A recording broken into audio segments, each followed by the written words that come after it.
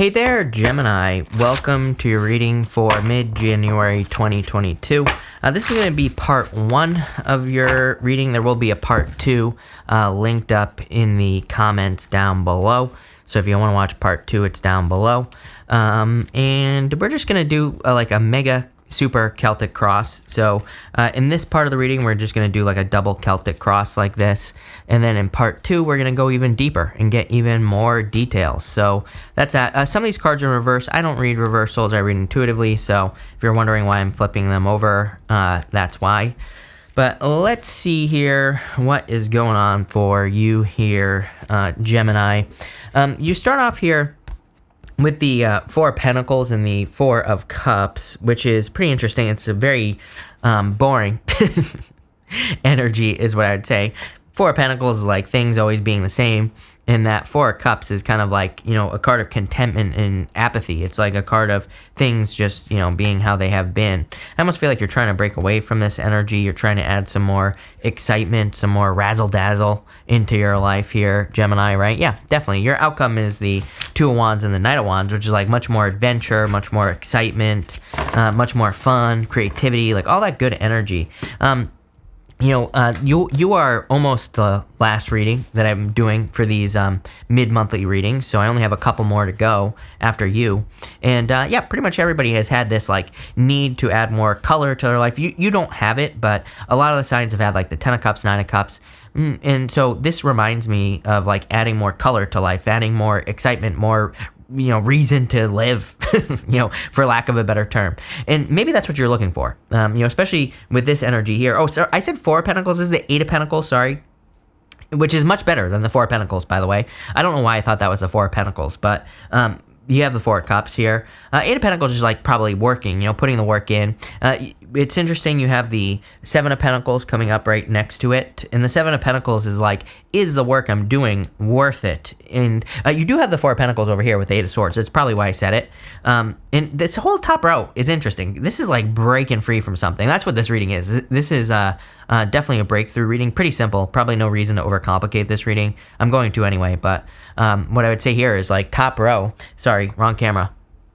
Top row, going to the Two of Wands, Eight of Wands. With this, very stuck energy here, going to this. Again, this looks like a breakthrough or breaking free from that boring energy. Eight of Pentacles, not a bad card. I actually like the Eight of Pentacles because it's a card of material success on the horizon, basically getting results for the work you've done. But I don't know. I feel like your results could be more exciting, and this is based off of anything that you're working on. If you're working on your love life, it could be more exciting.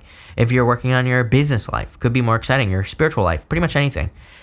Next, for your crossing energy, you have the Knight of Swords and the Ten of Wands.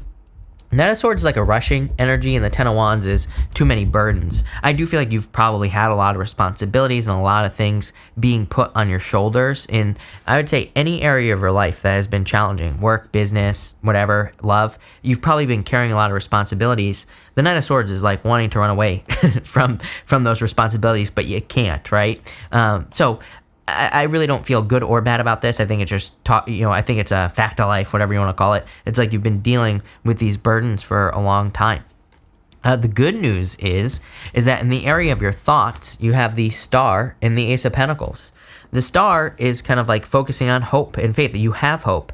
The Ace of Pentacles could be like an offer or an opportunity that is coming in for you. So I kind of feel that for some of you, this breakthrough that you could be happening or having, or a breaking free type situation here, is coming on the back of a new opportunity. We even see the Ace of Swords here. You basically have two aces in a row in this diagonal. To me, two aces is a definite yes to any question that I don't answer. So I feel for a lot of you, this is just like a yes type situation. Sorry, my nose today, I don't know, like there must be like mold down here or something, because something is like blowing up my face right now. But I'm trying to ignore it.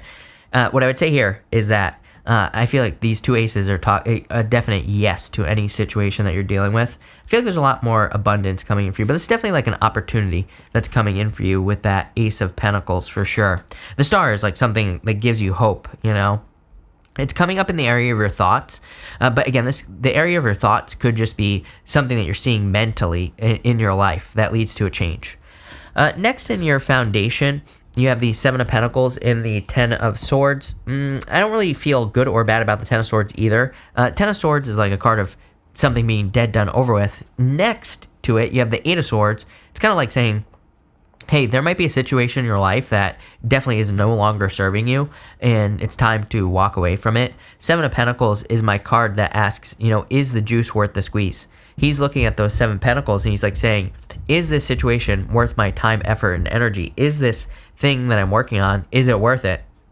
I can't answer that question for you, Gemini. You're going to have to answer that question. Although, based off your outcome, I'd say you're definitely looking for more freedom. I feel like you are looking to be able to go on your own journey in your life, and you're looking for more fun as well. So it makes perfect sense to me that some of you could be walking away from something here.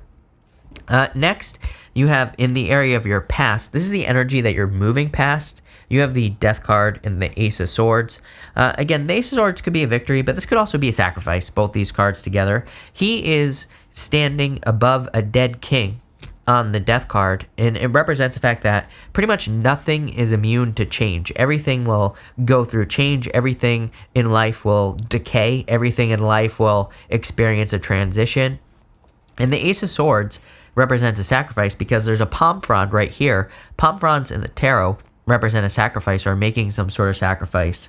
But there's also an olive branch on the other side, and the olive branch can represent abundance, or you can represent an offer of peace, but it can also represent abundance on the Ace of Swords.